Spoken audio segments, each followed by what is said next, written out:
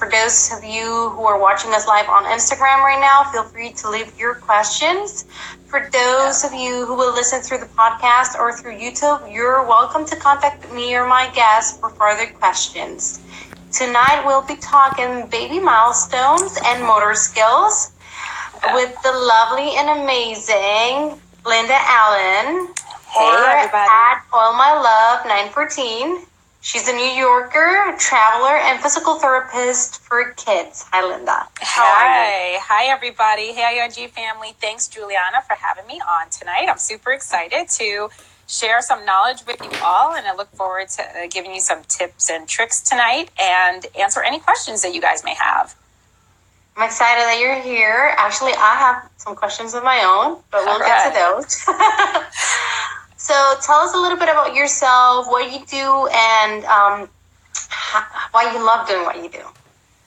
Okay, so like you said, I am a New Yorker, so I am a pediatric physical therapist in New York. I love to travel, and I love to dance. I love fitness, and I love all things kids. I actually, growing up, thought I wanted to be a teacher because I have a lot of family members who are teachers, but I ended up being a very strong sports advocate. I played soccer for many years, and I had a lot of sports injuries. So I ended up in a lot of physical therapy because of my injuries. And as a result, I got very interested in how to become a physical therapist. I fell in love with the idea that I could continue on with my interest in sports, but still educate people. And then while I was in graduate school for my PT program, I ended up receiving a scholarship that the requirement was to work in a pediatric setting for a specific length of time. So I ended up working for the New York City schools as a pediatric therapist after graduating, and that was 2006, and I've been there ever since. So and I hear you love it. I absolutely love it. It's very rewarding, and although I could sworn years ago I was going to go back to working with adults, I have not at all. The kids and the babies is where I've kind of fallen in love with. Great. So I'm sure most moms are dying to hear the theme that we were talking about, what milestones are important. And it's funny because I was just discussing that with my husband. When is this kid gonna crawl?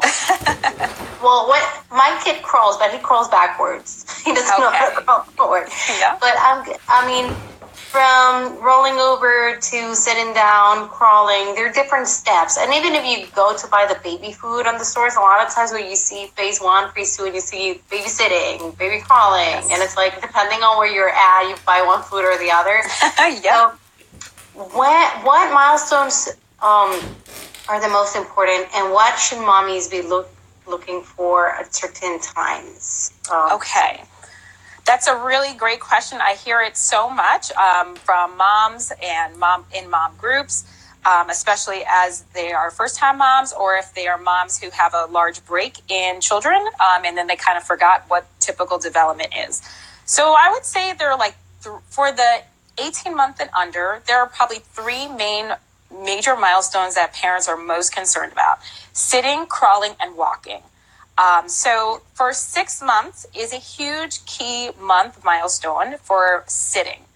We are, keep in mind that there is a typical age range for every child, and there is a typical age range like motor chart. But however, 6 months is a key age where children should be able to sit up if you leave them on the floor, propped in ring sitting by themselves, using their hands for support. They can lift their hands up to reach for toys and bring them to their mouth and play with them. And on occasions, they may fall over to the sides, but they're going to start to learn to place their hands out if they are falling over. So that is the first main milestone. You know, children do roll, and they roll from back to tummy, usually somewhere between 3 and 4 months. And but sitting, when you place them in sitting, should happen somewhere around 5 to 6 months old. Main key piece is you don't want to feel like you're holding your child so strongly that they don't have the experience to like wiggle around and get that feeling that they're going to fall over, because falling is an experience that they should have So just make sure to keep the surface soft, but not bed soft. That's a little bit too soft for them to be practicing sitting on. So something like a foam mat or a nice dense carpet of some sort, or layers of blankets for that one. The next major milestone, it would be crawling. And crawling usually happens somewhere between 8 to 10 months. So you will see initially where babies will start out crawling backwards, or first rocking on hands and knees. And then they will sometimes drop their legs and they will push backwards with their hands. And then you will see them starting to pivot in circles, like, circles to the toy as they're moving around. And then over time, you might see an army crawl, which we call commando crawling. And then that commando crawl will eventually change to some type of reciprocal hands and knees crawl. And, a lot of children have been known to skip crawling. Sometimes it is okay, but ideally we want children to all have the experience of crawling for a variety of reasons. One, it should be that they have the experience of having head movement up and down and seeing what they're looking at in a different plane. They should also be able to have the experience of a lot of weight through their hands, because that helps to develop the arch in your hands. And they should also be able to have that experience of doing some rapid movement right to left side. So switching very fast from right to left side, being able to crawl for that. Tummy time, somewhere in the long, is going to be a big piece of whether or not your child really enjoys making attempts to crawl. And it will happen. However, some children that skip it, they might be missing other key pieces of development as they get older. Let me ask you something. Sure. Real quick. Because I've heard that if your baby doesn't crawl, there's more chances of them having back problems.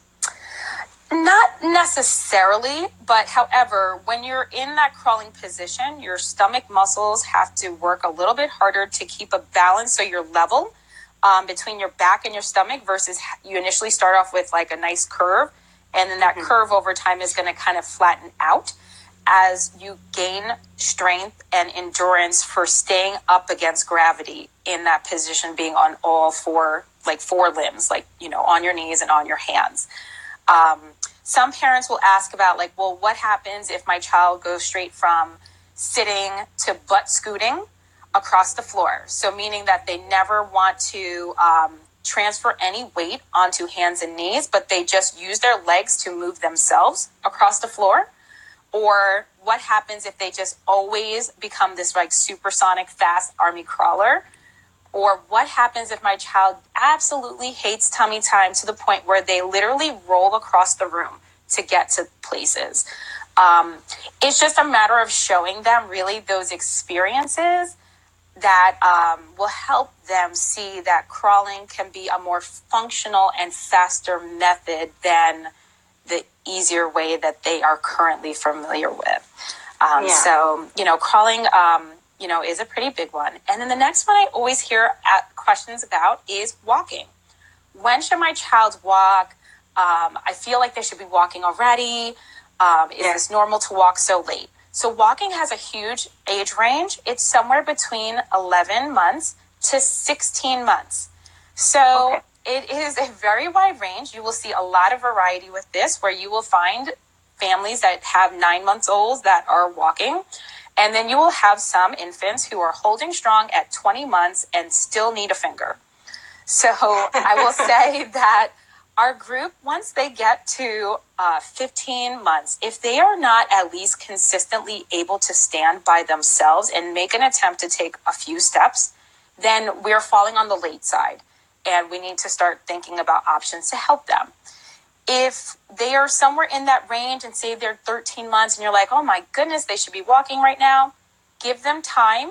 Continue to move the toys in a way that you're encouraging a teeny little step here and there, especially between things like one soft couch to the next soft couch, or the soft couch to you, so that they continue to make those attempts to take those steps.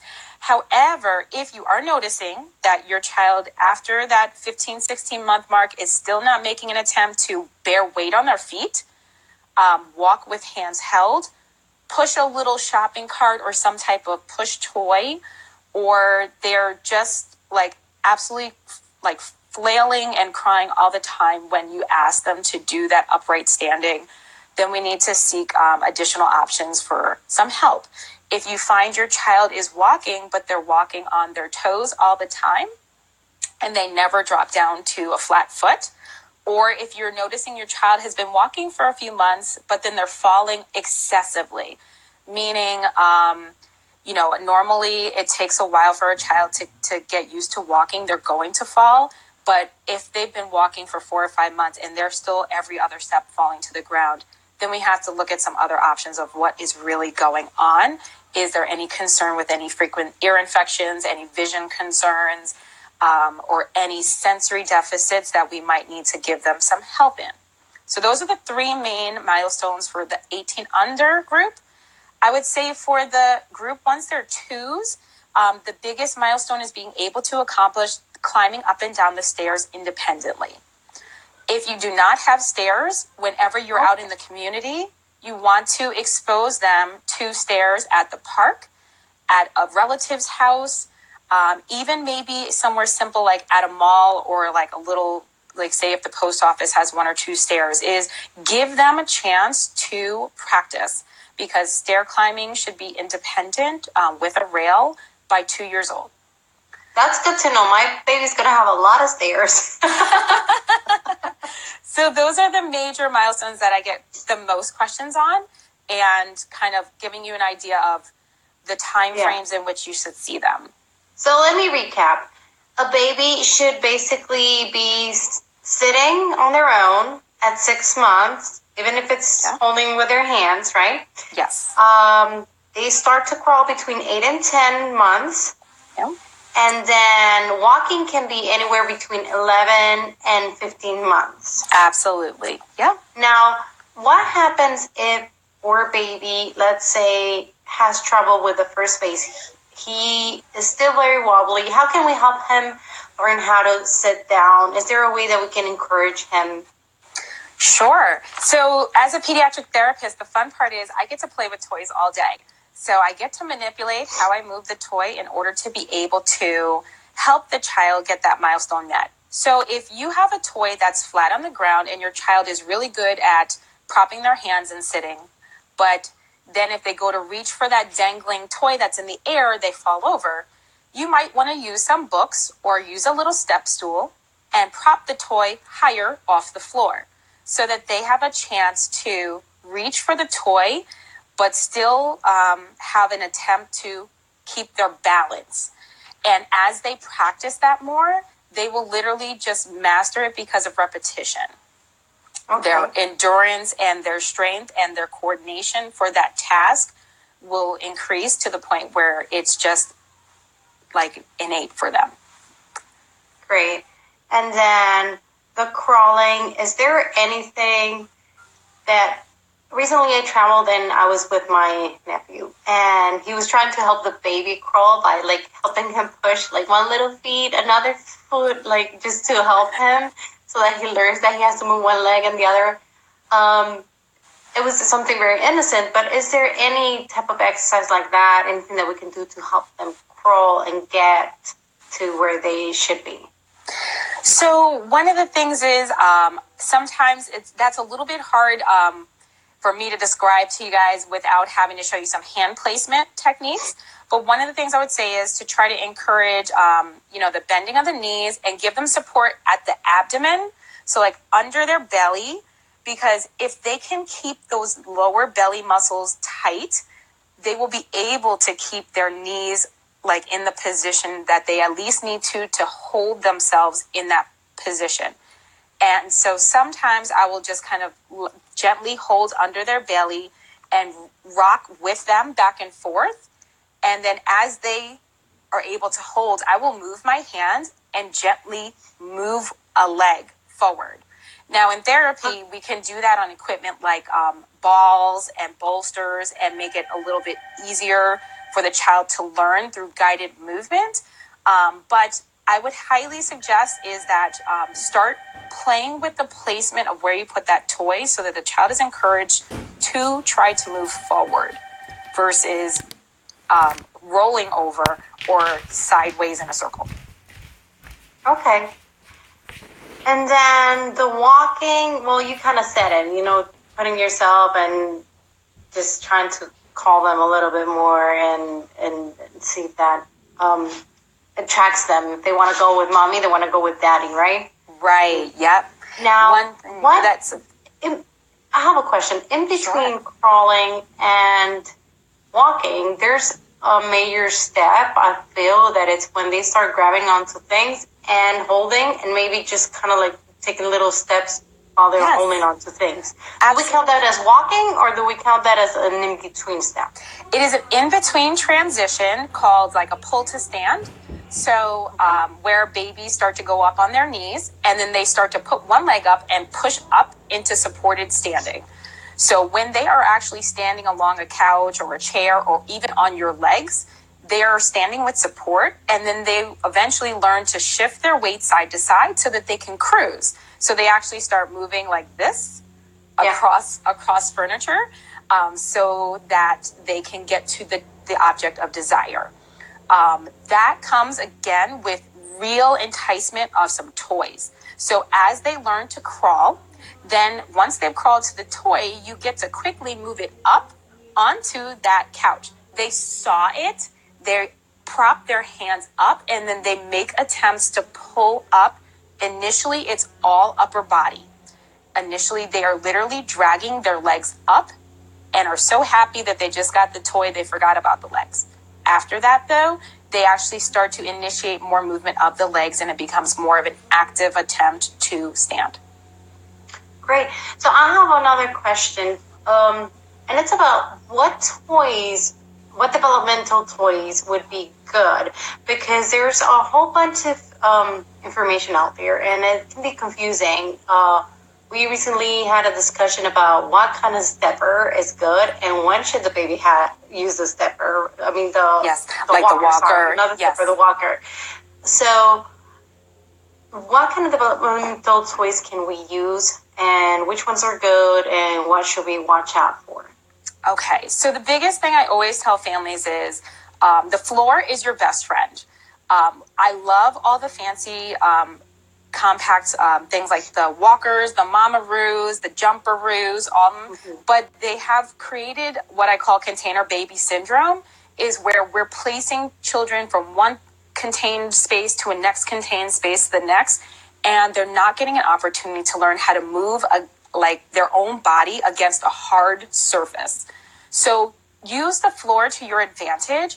If you have to get a puzzle mat that can easily be put away, or a soft rug, or a series of blankets, especially for the 6 month and under, I would highly encourage it, because that allows for the child to learn how to push up against the floor or a solid surface and use all the muscle strength that they possibly can. So floor being your best friend. Jumpers and swings and stuff are great when you as a parent need to occupy your hands and your eyes somewhere else. If you're cooking, if you're on the phone, if you need to take a shower, if you need to just do something with an older son or daughter, or use the bathroom, it's great because it allows them to have an experience that they don't get often, but it allows them to remain safe. But the rest of the time, really, the floor is just really, really the ideal place. So don't go crazy about trying to get a lot of fancy accessory toys like walkers and stuff like that, because you can use your furniture to your advantage. Then I would say things like small blocks, links are really, really great for that. What else did I write down? I wrote a mirror. So those car mirrors are really great for the car because you can see them as you're driving. But I love them to use for during tummy time or during sitting time, because you can be behind the child and you can see them while they are looking at themselves. And that image motivates them to want to keep their head up because it's a visual stimulus that they're not sure who that is in the mirror. That's cool. So I love to use car mirrors in the house as well as in the car. Another one I really love are any of those, like a ring stacker, a shape sorter for the, like, say, the 16 to 18 month group. One of my favorite toys that's made by Leapfrog is called the Learn and Groove musical table. And it can be flat, but over time you can put the 4 legs up and the child can learn to pull to stand and cruise around the little square table and use all their fingers to manipulate all the various musical options. Turn the book, pull the guitar down, press the piano button, do a rotational movement of their hands. The kids really love it. It's super motivating. It has English, Spanish, and I think like the alphabet or something. And it's a really popular one that if a family donates one to me, I usually pay it forward and give it to another family if they have a child around that age that is going to be approaching that pull to stand age. I really, really love that toy. And then so can you repeat the name of that toy for everyone? Just in case someone missed it? Absolutely. It's made by Leapfrog, and it's called the Learn and Groove musical table. So if you Google it, you can see it's a square. It usually has like either green legs or blue legs. Maybe they have a newer version out now, and it has all sorts of stuff on the top to play with. So you can use it in standing to help them learn to stand and cruise, which is great. The last one I would suggest is a ball, a nice playground-sized ball. So as your child is approaching 12 months old, they learn how to push a ball. And then as they're standing, well, they can learn to like put their arms around it and hug it when you roll it to them. They learn to push it away. And then as they get a little older, you can get a smaller ball and they can learn to like drop the ball and fling it forward. Yeah. Okay. So those are kind of my favorite ones, like a mirror, puzzle mat, any basic cause and effect toy, especially for the 5 month and under. I press it, it made a sound. I touch it, the light went on. And then books are always amazing because they have crinkly sounds and buttons to make auditory noise. Those are always great too. Great. And I remember when we spoke last time, you mentioned how there's also programs with the states and everything. So if someone who needs some extra help, is there anything that the states or the government is really giving moms to help them with these babies that are maybe a little slower in achieving some of these milestones or in their development? Absolutely. So one of the things I love being as a pediatric therapist is not only do I get to be part of their extended family, but I get to watch them learn and develop over time the best way that they know how. So we have our children who are typically developing and just falling behind. And then we have our children who have various neurological or genetic impairments. For our children who are typical developing and just falling behind, it sometimes is a matter of giving them extra time. But for either group, if you feel as a parent they're falling behind, first and foremost, speak to your pediatrician and see what they think. If your pediatrician errs on the side of caution, then I highly suggest you as a parent follow your gut and ask them about the birth to 3 or early intervention program for your state. If they don't know, you can Google it, put in, say, for instance, Florida birth to 3 program, and you will find the state's intervention program for the birth to 3 population. Then, sorry. And then as you go through, what it is a federal run program and free in all 50 states. It does not matter your income level or the number of children. It doesn't matter where you live. You are able to receive evaluations at no cost. And if you meet the state criteria, you can receive services free of charge. Family-centered, which means it's geared to be in the home with you participating in the therapy sessions. That's amazing. That's the really birth to 3. It's awesome. But what happens if your child is over 3? If your child is over 3 between the age of 3 to 5 and the age of 5 to 21, you need to contact your school district in the district and where you live for the state you are in and contact either the special education department or ask the district how they are handling children who may need to be evaluated for any type of related service. Occupation